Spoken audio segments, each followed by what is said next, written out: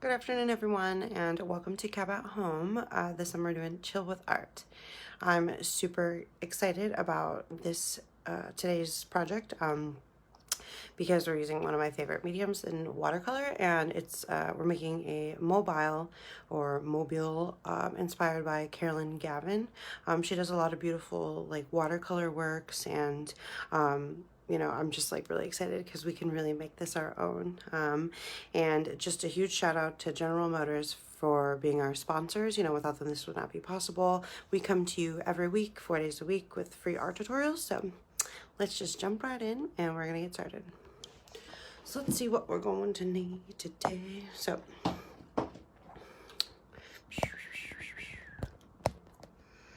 let me just fix this a little.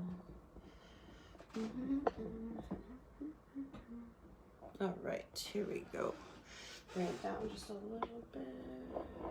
There we go. So yes, we're just going to make it a little different. It's not gonna be your like standard one. It's going to just be like a nice string of lines here. Beautiful. So you can see how awesome that is. So let's see, let's get started. So we're gonna need some watercolors. These are some extra ones that I have for us. And I have some watercolor paper. It's a nice like thick one. A cup of water and a paintbrush, some scissors. I have some beads. These are optional. You don't have to use them. And some string or thread.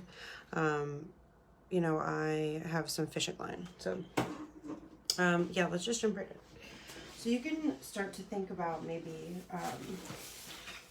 what kind of like theme maybe you want color-wise. Like, so I use all kinds of colors in this one here. You can see but a lot of, I use more of like warm tones here. And what I really like about Carolyn Gavin's work is she does a lot of abstract, but also like, I was really inspired by her because she does a lot of like flowers. So that's why I kind of try to use and do in that. So I'm gonna go ahead and just get started. Oh. So I'm gonna just take my brush and, you know, I'll start just with like simple. So I'm just gonna paint different size. I mean, it's up to you. You can make them the same size.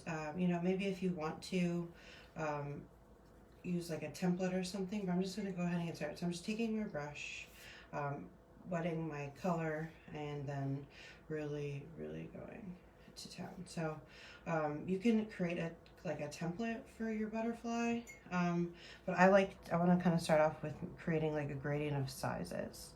So I'm going to create that, and then the body of the, you know, and I'm kind of moving just a little quick here. You know, and this is going to definitely be like a process.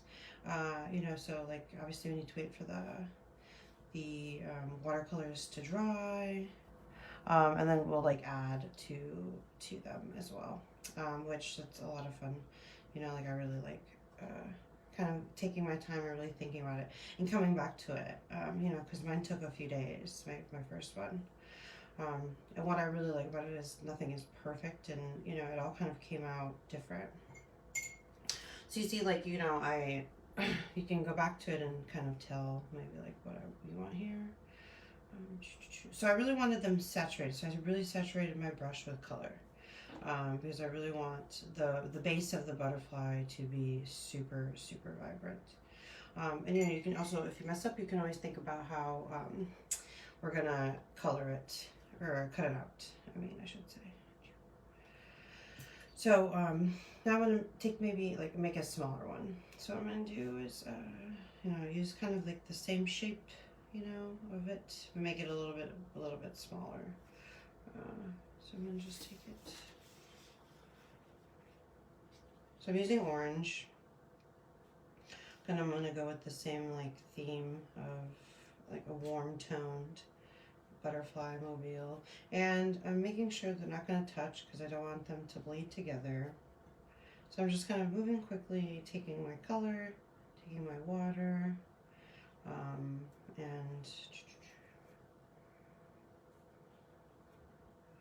putting like this, really moving like that.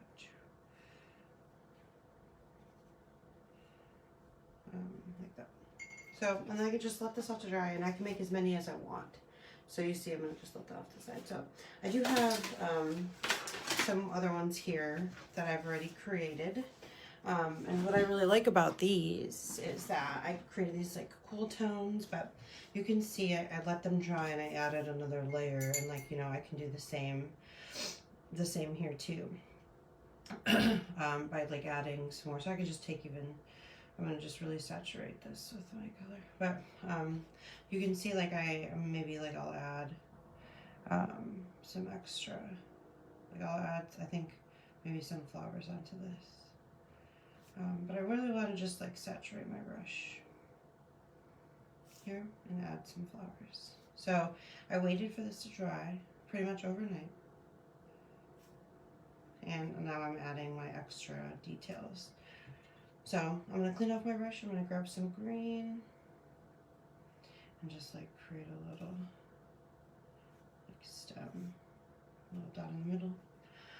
You know, and you can like definitely add more too, and you can really work in layers here. And you see I keep kind of going back to my colors to really saturate my brush.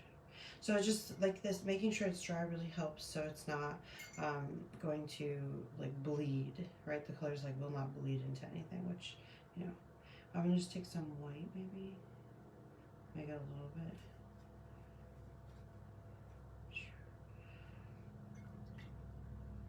So you can see that there too. But yeah, I really liked using the blue. Maybe I'll take some gray, maybe make this pop a little. But yeah, if you know, you can kind of make it flower themed, or you know, maybe if you're trying to make like a different kind of animal, you can use that too. But I just really wanted to do that. So so next thing you do, we can just cut it out. So I'm gonna let those other ones dry that I just painted. So I'm gonna just take this and I'm gonna cut it out, put it off to the side so they dry still. But like I'll take this and I'll just follow along with the groove here and trim it some more. Kind of just going really quick here. And along. Just gonna trim that off.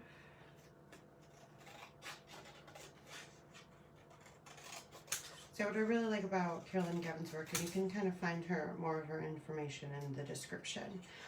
You know, you can check out all the things that she does, and it's very just like inspired. Like it's very inspiring, you know, with the colors and everything of that sort. So yeah, like I have all of these. So it depends on too, like you can kind of see how I created them. So they're all just like a little different, you know, different colors. But I think I'll just make these into, you know, just start to make it, because it does take quite a second to build it up. So what I'm going to do is just spread out my butterflies and maybe cut some string here. So I'm cutting the string. It's very tough to see, but it's my lovely fishing line. But so you know, you don't need to use beads, but I'm going to. So this will just be like my bottom. And what I want to do is just create a knot, because you know, I don't want anything to fall off. So I'll just double knot my string here. So if you're using like a nice fine thread with your beads, you know, I definitely suggest doing that, and just really taking your time to string all of them along. And what I just have like all these extra beads, so that's why I'm going to be using like a lot of these, you know, because I have a lot of these just like hanging out and hanging around, you know, so I really like it. So I can kind of start off here. I'm going to just start stringing. So I want to string quite a bit, and then I'm going to kind of attach the butterfly. So I have all these beads, just kind of taking some time. It's going to take some time, and that's okay. You know, you definitely want to rush, so I'll probably just string the one. But I have like all these different size beads, so it's fun to kind of create that fun like textures and colors, you know. But if you have like all the same size or certain beads, like that could be a lot of fun to work with too, just especially because you know, you're kind of creating a themed, maybe like, if you're doing butterflies or maybe like any kind of other, you know. So I will just pull this off to the side here, from the side. And I can just attach this. So you can make a few holes if you have like a pencil or something, poke a few holes. I have just like a sharp, like you can use your sharp scissors if you have maybe an adult helping you or something. I'm just going to take this, and what I'm going to do is I'm just going to string it from behind. So I'm going to take, or from the front, so then I'm going to take this. So I made 2 holes, one on the top, one on the bottom. And I just want to make sure that that string will be behind the butterfly. Like that. Bam. So I'm going to string it all the way down to the bottom. Voila. There we have it. And you can keep going and then adding more beads and adding more of the butterflies. And this is what it would look like. So you see all my beautiful beads, all my beautiful butterflies, and then you can definitely hang it. So yeah, hopefully you followed along, and hopefully you can send us, you know, maybe what you're working on, and if you really followed and hung out with us today, I would love to see, and we would love to see. So yeah, send us an email and definitely share it with us, and we would love to see it. Thanks for hanging out.